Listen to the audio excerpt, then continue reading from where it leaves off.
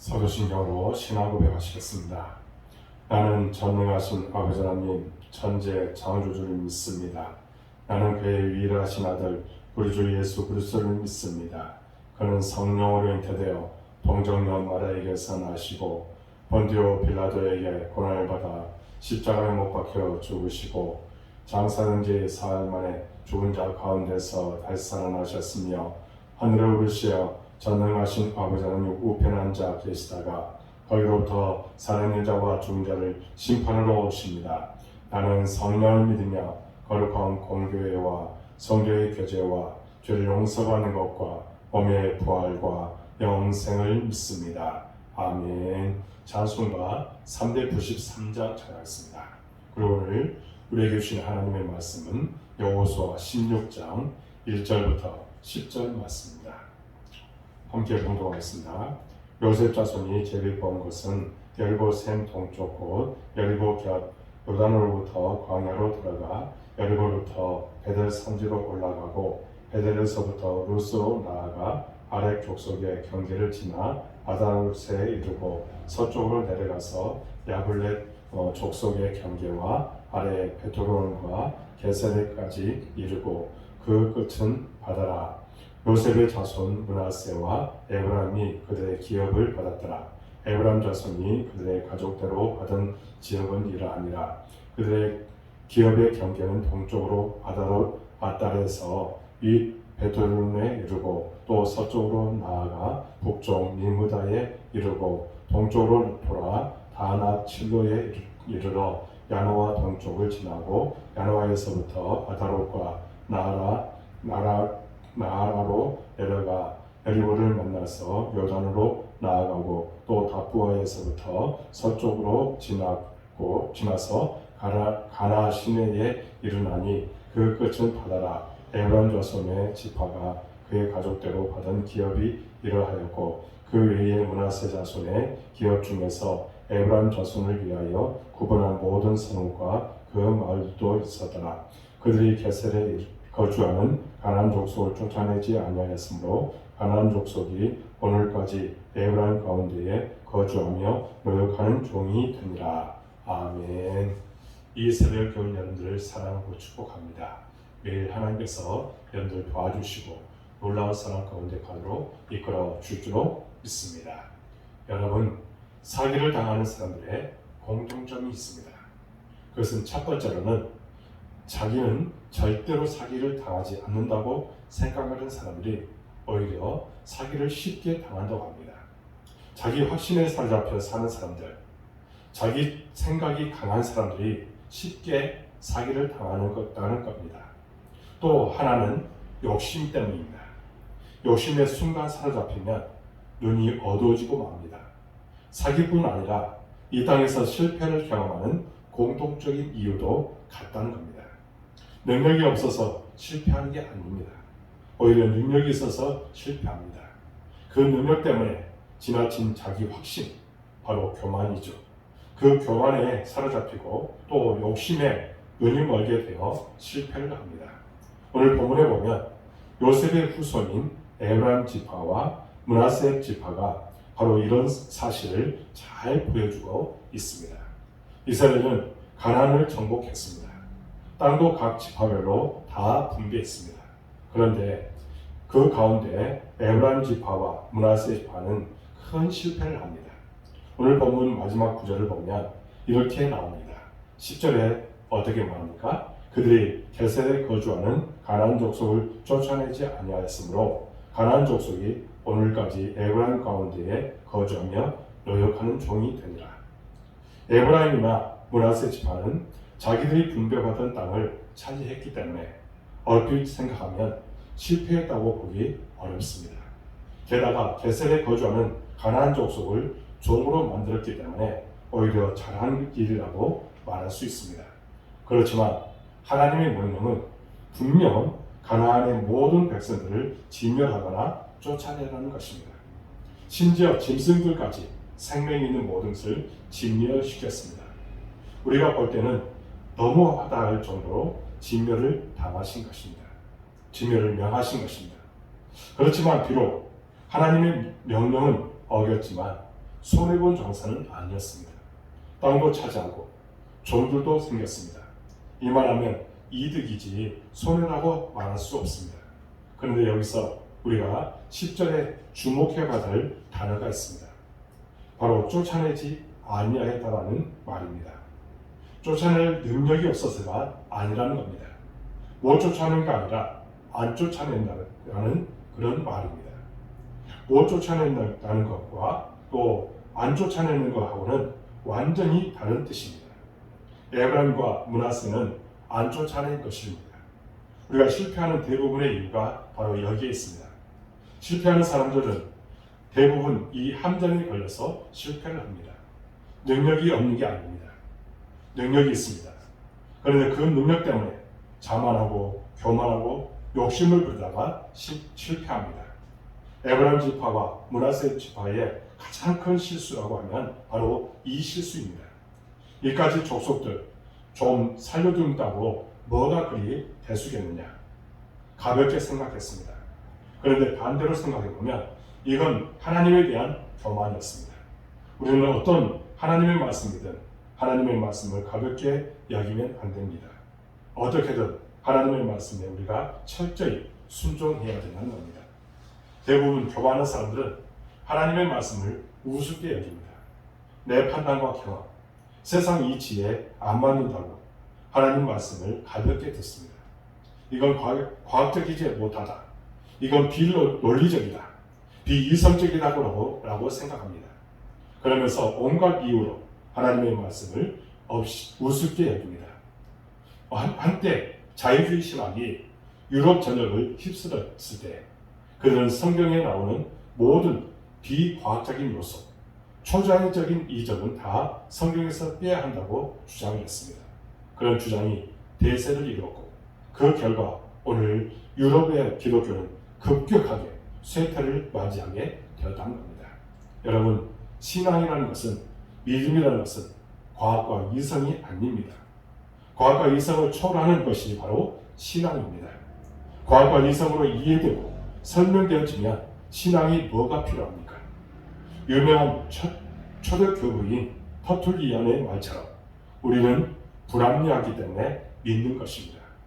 불합리하다는 것이 전혀 말도 안 되는 터무니없는 일이라는 말이 아닙니다. 내 생각과 이성의 한계를 인정하고 도저히 이해되지 않고 때로는 동의할 수도 없고 그리고 하나님을 전적으로 그렇게 동의할 수 없어도 하나님을 전적으로 신뢰하는 마음으로 하나님을 순종하는 것, 이것이 바로 불합리하다고 이야기하는 것입니다. 왜 우리가 어떤 문제에 대해서 도대체 어떻게 해야 할지를 모를 때 누군가 해답을 제시하면서 그렇잖아요. 한번 나를 믿고 이렇게 해봐. 그러면 그 사람이 신뢰할 만한 사람이라면 우리는 이해가 안 돼도 그의 말대로 행동합니다. 그게 신앙이고 믿음이라는 겁니다. 이왕이면 하나님의 뜻을 완전히 다 알면 좋겠지만 그것은 불가능한 일입니다. 우리 머리로는 도무지 상상조차 할 수 없는 것이 크고 위대한 하나님의 뜻입니다. 어떻게 하루살이가 일주일을 사는 매미의 삶을 알 수 있겠습니까? 일주일을 사는 매미가 7, 80년을 사는 인간을 이해할 수 있겠습니까? 7, 80년을 사는 인간이 영원하신 하나님을 이해할 수 있겠습니까? 절대로 이해할 수 없습니다. 죽었다 깨어나도 그렇습니다. 그러나 확실한 게 있습니다. 하나님은 미쁘시다는 사실입니다. 믿을 만한 분이라는 것이죠. 다른 말로 하면 하나님은 선한 분이고 우리를 너무나 사랑하는 분이고 능력이 한이 없으신 분입니다. 우리가 이 땅에서 믿을 만한 그 어떤 사람보다도 선하고 우리를 위하고 능력이 많습니다. 그러니 믿을 만한 분이라는 것을 우리가 믿어야 된다는 겁니다. 신앙이라는 것은 그런 하나님을 믿는 것이고 그 하나님의 말씀을 믿는 것입니다. 그러면 당연히 그 말씀에 순종해야 합니다. 때로는 이해가 안 되고 내게 손해가 나는 것 같고 불합리해도 순종해야 합니다. 그게 나에게 이익이고 그게 나에게 복입니다. 그런데도 우리는 하나님의 생각보다 내 생각을 주장할 때가 너무 많다는 겁니다. 저는 하나님 앞에서 우리의 모습이 이렇게 되고 있지 않은지 우리 한번 살펴볼 필요가 있습니다. 한두 번 실패하고 가끔 매도 맞으면 우리는 하지 말아야 합니다. 그런데도 내가 하고 싶은 대로 할 때가 너무나도 많습니다. 그래서 성경은 누누이 뭐라고 얘기합니까? 겸손해라, 교만하지 말라 말씀하고 있습니다. 왜 교만하지 말라고 말씀합니까? 교만하면 하나님의 말씀이 들리지 않습니다. 하나님의 말씀을 가볍게 듣고 우습게 여깁니다. 결국 자기 하고 싶은 대로 하다가 실패를 당하고 마는 것입니다. 그래서 하나님은 겸손한 자를 높이고 교만한 자를 낮추십니다. 겸손한 자는 하나님의 뜻에 순종합니다. 하나님의 뜻과 의를 이룹니다. 결국 세상을 이기는 사람이 되도록 하십니다. 요즘 현대인들은 무척이나 교만합니다. 하나님에 대해서 부정적인 사람들이 너무 많습니다. 이제 먹고 살만하니까 그렇다는 겁니다. 자기 힘으로 먹고 살만하니까 하나님을 부정하는 것입니다. 에브라임 지파와 므낫세 지파가 이 교만에 빠졌습니다. 이제 가나안 땅도 분배받았겠다. 그러니 하나님의 말씀이 안중에도 없었던 것입니다. 그러나 이 교만함이 이스라엘을 무너뜨리게 될 줄은 당시에 아무도 몰랐습니다. 또한 에브라임과 므낫세는 욕심에 사로잡혔기 때문에 게셀 사람들을 쫓아내지 못했습니다. 않았습니다. 그들은 눈앞에 보이는 작은 이익 때문에 그들을 쫓아내지 않았다는 것입니다. 다시 말해서 욕심 때문이었다는 겁니다. 자기가 넘어지고 말았던 것입니다. 사람이 너무 잔머리를 많이 굴리면 그 잔머리에 자기가 넘어집니다. 이 에브라임 지파와 므낫세 지파가 그랬다는 겁니다. 그들은 가만히 보니까 하나님 말씀대로 가나안 족속들을 다 쫓아내는 것보다 일부를 노예로 삼는 게 훨씬 이익이 되었겠죠. 힘든 일들을 대신시키니 얼마나 편하고 좋습니까? 그런데 그 결과가 어떻게 나타납니까? 참호 가리막히만큼 비참한 결과를 낳게 되었습니다. 사사시대에 가면 이 족속들이 노예가 아니라 얼문가 되고 가시도 되었다는 겁니다. 사사기 2장 3절에 보면 이렇게 가나안에서 쫓아내지 않은 족속들 때문에 그들이 이스라엘의 옆구리에 가시가 되고 그들의 신들이 이스라엘의 얼무가 될 것이다 하고 말씀하십니다. 결국 어떻게 됩니까?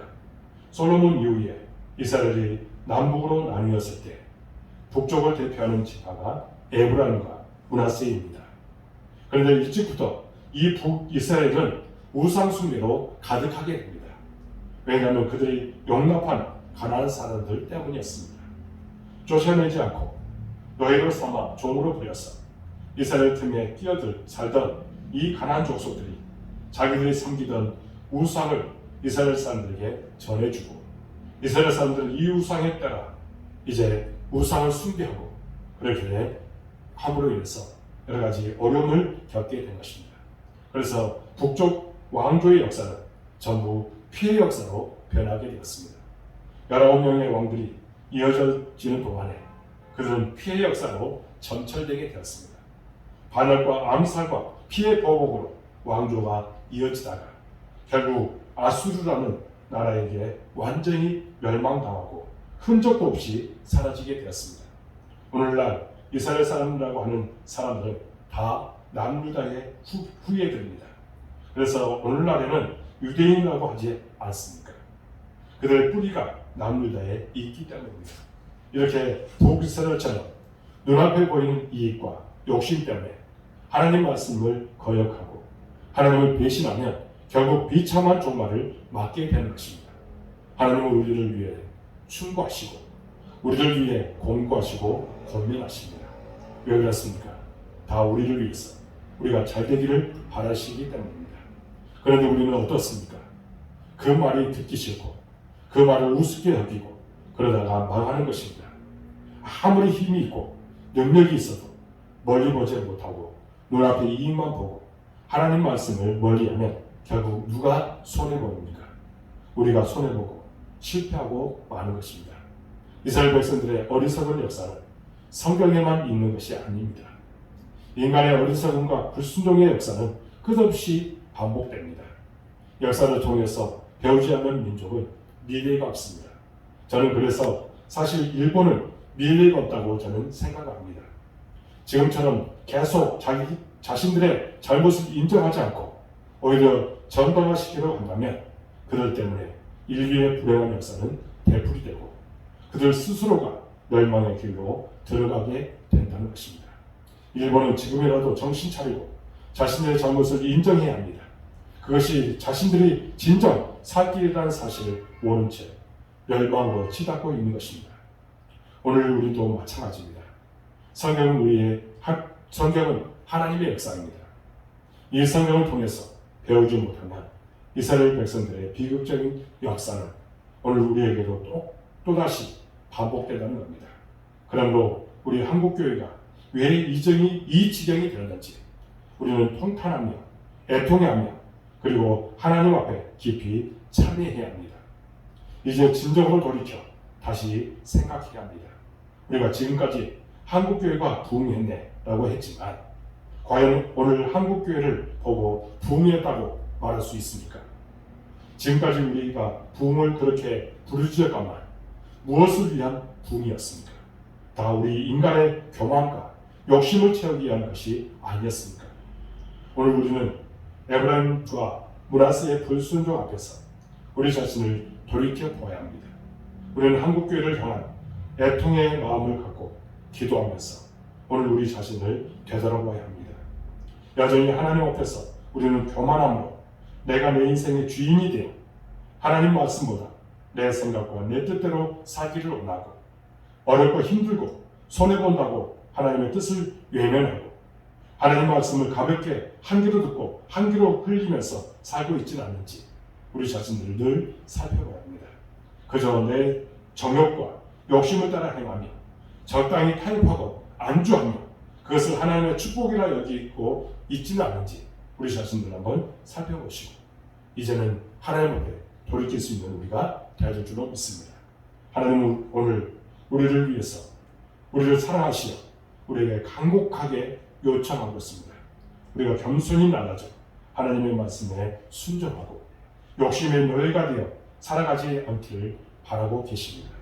그러므로 이스라엘 백성들의 실패와 불신앙을 바라보면서 교만과 욕심을 버리고 겸손히 하나님과 동행하는 참 복된 삶을 사는 여러분들의 모든 모습이 되어지기를 주님의 이름으로 축복합니다.